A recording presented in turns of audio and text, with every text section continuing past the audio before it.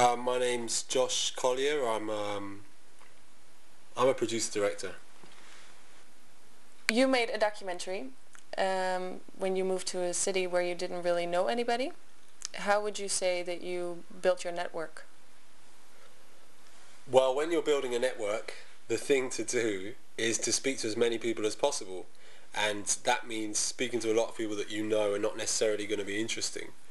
But you just keep telling everybody the same story and trying to find out who knows what, and building up a kind of a record of these kind of social transactions and the names that you're getting recommended of people to speak to. And then you, after a while, you start realizing that these people that are being recommended, some of them repeat, and those are the people you need to track down.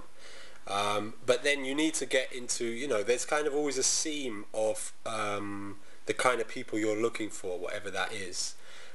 But that was it. There's no secret to it. It's just talk to everybody and tell everybody what you're doing and ask everybody what they're doing, and everybody they know's names, and that's all there is to it. I met one of my other main interviewees I met on the street. I was cycling along and I saw something happening and I thought it might be interesting. And that was kind of that was one of the things I was doing. I was literally I was cycling through the city looking for interesting people, and I saw some people doing something that I couldn't explain, so I stopped. So how do you come up with ideas for a new documentary? Well, I don't always know at the time why different subjects interest me, but I always realise later that there's a personal dimension to me.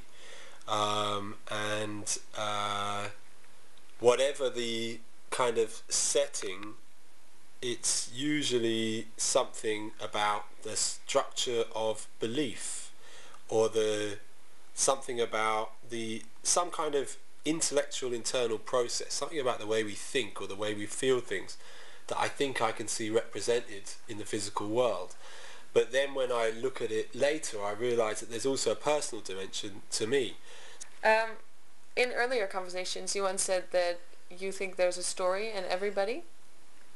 Could you explain that? Okay, it's not necessarily a good story, I suppose, but in everyone. But I think that there is a story in everybody. I think to be sane, you have to have a story. If you're insane, you might not have a story, because a story is an arc. There's a narrative at work in a story, and identity is a kind of story. When you say who you are, you're telling a story about yourself. But you just said that it's mostly interesting, or very interesting, to see somebody in an unusual situation. Do you ever put yourself in an unusual situation to see how you react? Yeah, that's my life. I mean, I kind of, move house a lot and tend to keep everything in my life quite fresh. I don't have any kind of routine to speak of. I love routine because I aspire to it, because I don't have it. So I, go to dangerous places because I'm interested to see, how I react and what it feels like, and difficult experiences. Or I did and did for years, and I always had the feeling that I would just roll the dice and kind of, I was happy to roll the dice and sort of risk everything and just see what happened, because I suppose I didn't really care. And I thought I would go in situations where I thought, I might not come back from this when I was younger. But I didn't really take it seriously. But now I've got much more respect for suffering. And, as in, now I know I don't want to lose what I have. I didn't care when I was younger. Yeah. Now I'm more careful. I don't want to lose I think actually now I'm less scared of losing my mind.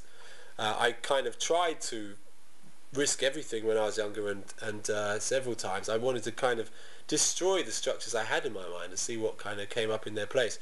But now, having done that a few times, I realise it's pretty stable. Ultimately, the structures I've got in my mind, they sort of seem to be pretty resilient. They keep coming back. But I don't want to be outside of the fabric of life so much anymore, so I don't want to risk it. And also, you know, having seen people living in really hostile environments, I've realised that this is great what we have, this boring kind of world. It's great, and I should appreciate it more. So I'm not as attracted to new experiences as I was, but I still think I could easily spend the next 20 years travelling to new cities, being in new environments.